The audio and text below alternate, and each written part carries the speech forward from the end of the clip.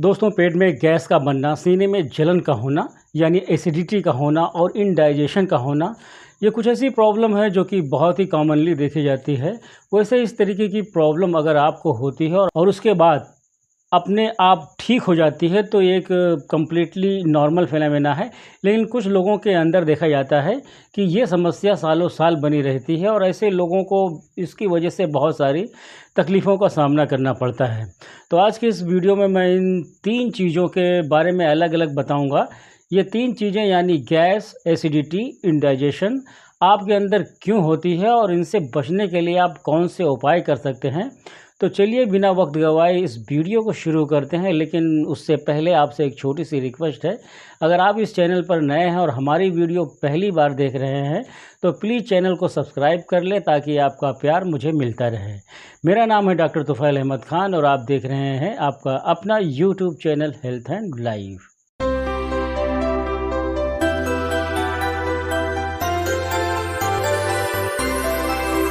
सबसे पहले गैस के बारे में बात करते हैं। दोस्तों, गैस हमारे पेट में 2 तरीके से बनती है। एक तो हमारे पेट में गैस जाती है हमारे खाने के साथ।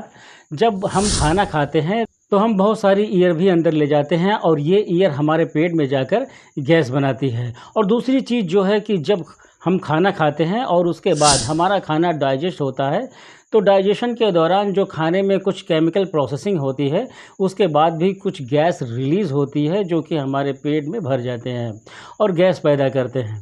दोस्तों, अगर आपको ज़्यादा गैस बनती है तो इसलिए आपको हमेशा खाना धीरे धीरे और चबा चबा कर खाना चाहिए।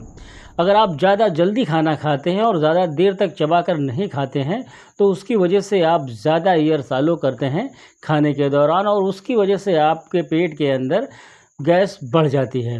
इसके अलावा कुछ खाने पीने की चीज़ ऐसी भी होती हैं जो कि जब हमारे पेट के अंदर जाकर डाइजेस्ट होती हैं तो उसके नतीजे में भी ज़्यादा गैस रिलीज होती है। तो ऐसी चीज़ों से भी आपको परहेज़ करना चाहिए। फॉर एग्जांपल सेब एक ऐसी चीज़ है जो कि हम सभी खाते हैं और बहुत अच्छा मानते हैं। लेकिन अगर आपको गैस ज़्यादा बनती है तो आपको सेब नहीं खाना चाहिए क्योंकि इससे आपके अंदर गैस बनने के चांस बढ़ जाते हैं। इसके अलावा मटर ऐसे लोगों को नहीं खाना चाहिए जिनको गैस की समस्या रहती है। गोभी नहीं खाना चाहिए, पत्ता गोभी नहीं खाना चाहिए, ब्रोकली नहीं खाना चाहिए, उड़द की दाल नहीं खाना चाहिए, अरहर की दाल नहीं खाना चाहिए, ज़्यादा तली भुनी चीज़ नहीं खाना चाहिए। बाज़ार का फ्राइड फूड या जो प्रोसेस फूड होते हैं, जंक फूड होते हैं, उनसे भी आपको परहेज़ करना चाहिए। ज़्यादा ऑयली फूड जिससे आपको बचना चाहिए। ज़्यादा शुगरी फूड, स्वीट्स यानी मिठाइयाँ वगैरह जो होते हैं, इससे भी आपको बचना चाहिए। और ये एक बहुत ही बड़ा मिस्टेक है जो कि हम सब लोग करते हैं। वो ये है कि जब हमें गैस बनती है तो हम कहते हैं कि मुझे स्प्राइट पिला दो, मुझे थम्स अप पिला दो।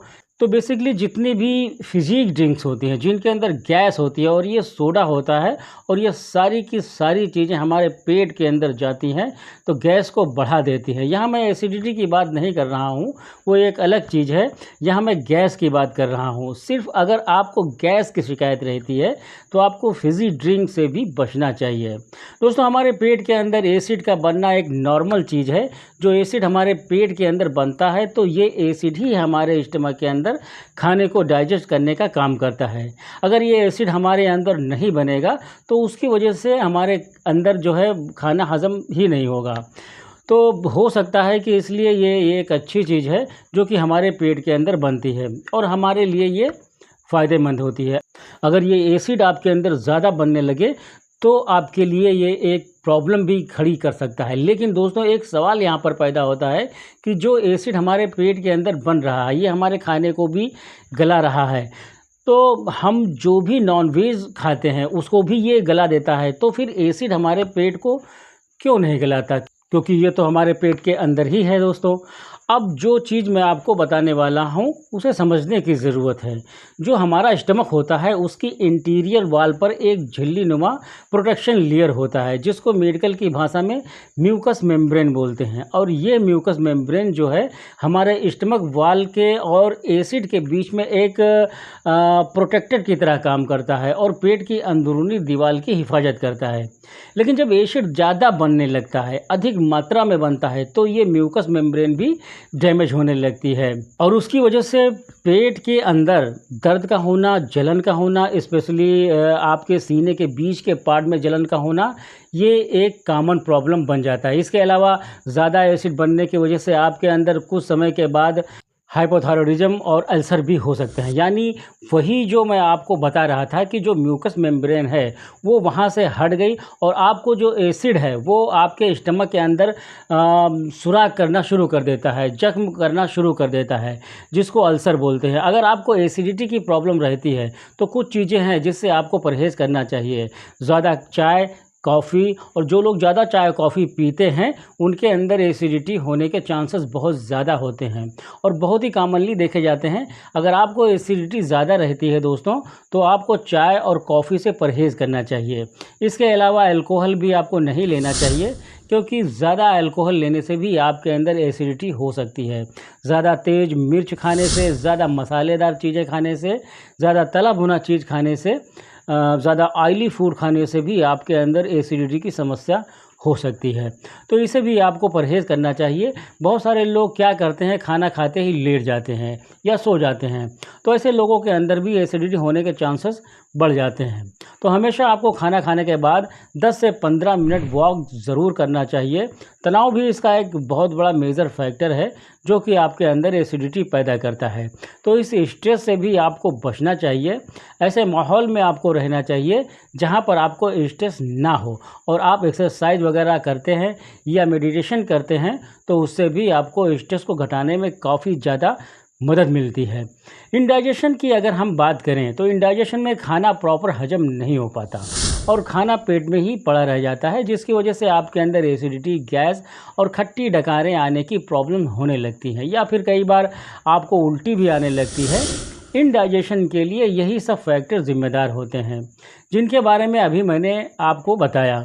दोस्तों, आपको ओवर ईटिंग करने से इंडाइजेशन हो सकती है, ज़्यादा फैटी फूड खाने से इंडाइजेशन हो सकता है और जो भारी चीज़ हैं जो आपके पेट के अंदर गैस बनाती हैं या देर तक हजम नहीं होती हैं, उनको खाने से भी आपके अंदर इंडाइजेशन हो सकता है। अब सवाल ये आता है कि अगर इस तरीके की प्रॉब्लम एसिडिटी और इंडाइजेशन रहती है और काफ़ी समय से चली आ रही है तो इसको आपको किस तरीके से ठीक करना है। पेट के जितनी भी दिक्कतें होती हैं उनको ठीक करने के लिए अक्सर हम लोग क्या करते हैं, एंटासिड लेते हैं। कुछ ऐसी दवाइयाँ लेते हैं जो हमारे पेट के अंदर एसिड को बनना बंद कर देते हैं। इस तरीके की दवाइयाँ लेने से हमें वक्ती तौर पर आराम मिल जाता है, लेकिन ये कोई परमानेंट ट्रीटमेंट नहीं है। इनफैक्ट लॉन्ग टर्म्स तक अगर आप एंटासिड को लेते हैं तो उसके अपने अलग अलग साइड इफ़ेक्ट होते हैं। एंटासिड को लंबे समय तक लेने से आपका डाइजेशन जो है वो कमज़ोर हो जाता है।